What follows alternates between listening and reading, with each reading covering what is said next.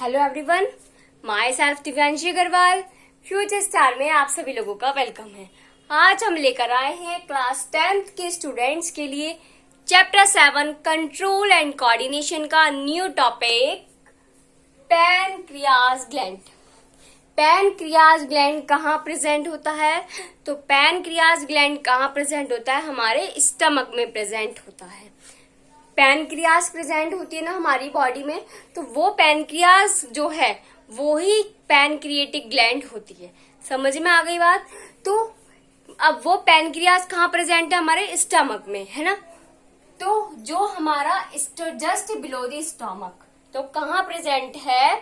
जो pancreas gland होती है वो प्रेजेंट होती है just below the stomach and in curve of duodenum.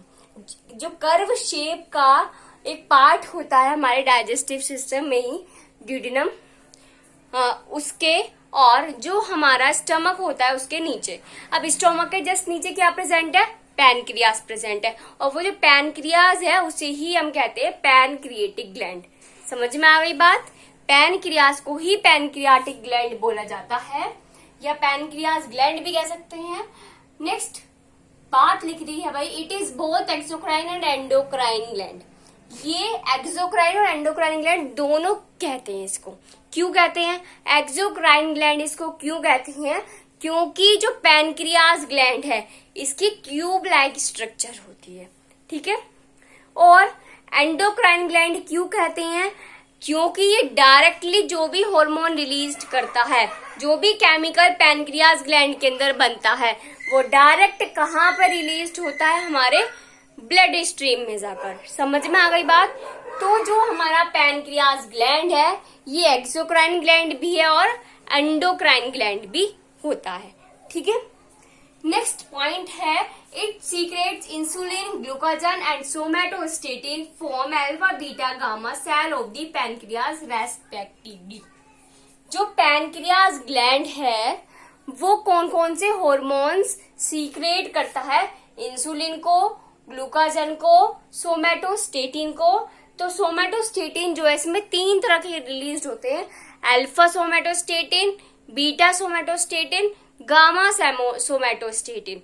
समझ में आ गई बात? नेक्स्ट बात आती है इंसुलिन। अब इंसुलिन जो है, अगर क्या हो हमारी बॉडी में शुगर लेवल डिक्रीज हो जाए, अगर हमारी बॉडी में इंसुलिन डिक्रीज हो जाए, कर देता है शुगर लेवल को, ठीक है, in our body metabolism, if insulin is not produced by beta cells then sugar level increases in the blood which leads to diabetes।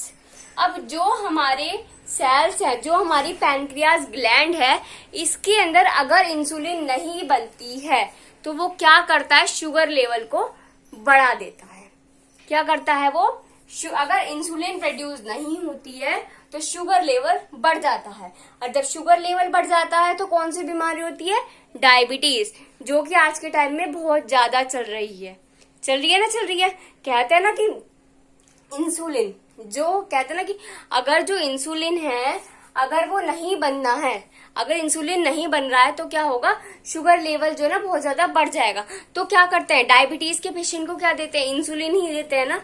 क्यों देते हैं? क्योंकि उसकी खुद की बॉडी में तो भाई इंसुलिन बन नहीं रहा है, जिसकी वजह से उसे डायबिटीज डिसीज हो जाती है। तो ताकि डायबिटीज डिसीज जो है वो उसका जो शुगर लेवल है, डायबिटीज डिसीज होने के बाद जो शुगर लेवल है डायबिटिक पेशेंट की बॉडी में वो मेंटेन रहे, इसके लिए उसको इंसुलिन दी जाती है, ठीक है। अब इसका मतलब क्या हुआ? इंसुलिन क्या काम करती है हमारी बॉडी के अंदर? जो इंसुलिन बन रहा है हार्मोन की फॉर्म में, केमिकल की फॉर्म में, वो क्या काम करता है?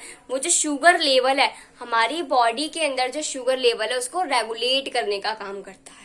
जैसे हमने पैराथायराइड ग्लैंड पढ़ा था, इसमें कैल्शियम एंड फोस्फेट रेगुलेट होता है ना, और आयोडीन जो है वो इसको कंट्रोल करके रखता है। ऐसे ही जो हमारा ये है पैनक्रियाज ग्लैंड, इसके अंदर जो हार्मोन बन रहा है इंसुलिन, वो क्या काम करता है, वो शुगर लेवल को कंट्रोल करने का, रेगुलेट करने का काम करता है। इसलिए कहते हैं ज्यादा मीठा मत खाइए।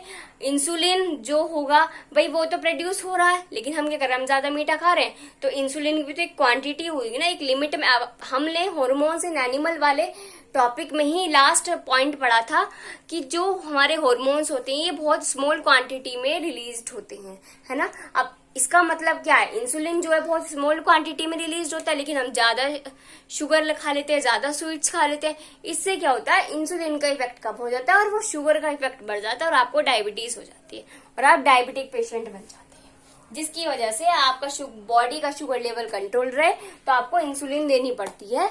ओके, तो इसलिए ताकि इंसुलिन ना लेनी पड़े आपको डायबिटीज ना हो, अपनी शुगर बॉडी के शुगर लेवल को मेंटेन रखें। समझ में आ गई बात। तो ये था पैनक्रियाज ग्लैंड के बारे में कि किस जगह प्रेजेंट है, कौन से हार्मोन सीक्रेट करता है और क्या फंक्शन करता है पैनक्रियाज ग्लैंड में, जो हार्मोन रिलीज हो रहे हैं वो क्या काम करते हैं। आई होप आप लोगों को समझ में आ गया होगा बहुत अच्छे से। और अगर आपको फिर भी कोई भी क्वेरी हो इस टॉपिक से रिलेटेड तो आप लोग कमेंट सेक्शन में कमेंट कर सकते हैं। Okay, thank you and have a nice day and note down these